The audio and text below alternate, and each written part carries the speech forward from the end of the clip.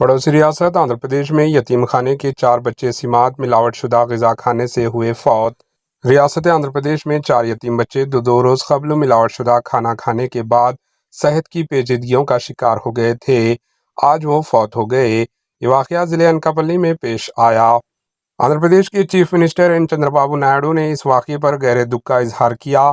ضلع کے کوٹوارالہ منڈل کے موضوع کیلاسا میں یہ واقعہ پیش آیا۔ شیوا بھوانی، شاردا اور نتیا نے ملاوٹ شدہ غذا کھا لی تھی، جس کے بعد ان 4 بچوں کی صحت بگڑ گئی، جنہیں اسپتال منتقل کیا گیا، جہاں وہ دوران علاج فوت ہو گئے۔ بتایا جاتا ہے کہ اتوار کے روز ان بچوں نے ملاوٹ شدہ غذا کھائی تھی۔ چیف منسٹر چندرا بابو نائیڈو نے ضلع کلکٹر کو ہدایت دی کہ وہ ماباقی الیال بچوں کو بہتر علاج فراہم کریں۔ یہ بچے مختلف اسپتالوں میں زیر علاج ہیں۔ انہوں نے کلکٹر کو اس واقعے کی جامع رپورٹ پیش کرنے کی ہدایت دی۔ مطابقہ آندھرا پردیش کے ضلع انکاپلی میں یتیم خانے میں سماعت غذا سے 3 بچوں کی آج موت ہو گئی۔ منڈل کے گاؤں کیلاسا میں واقع یتیم خانے میں مقیم 27 بچے اتوار کے روز سموسہ کھانے کے بعد الیال ہو گئے۔ ان سے 3 بچے پیر کے روز انکاپلی کے ایک دواخانے میں دوران علاج چل بسے۔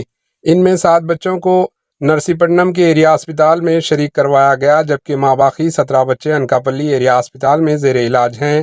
ذرائع نے بتایا کہ 4 بچوں کی حالت تشویشناک بتائی گئی، جنہیں بہتر علاج کے لیے وشاکھاپٹنم کے اسپتال کو منتقل کیا گیا۔ اس یتیم خانے کو ایک NGO چلاتی ہے۔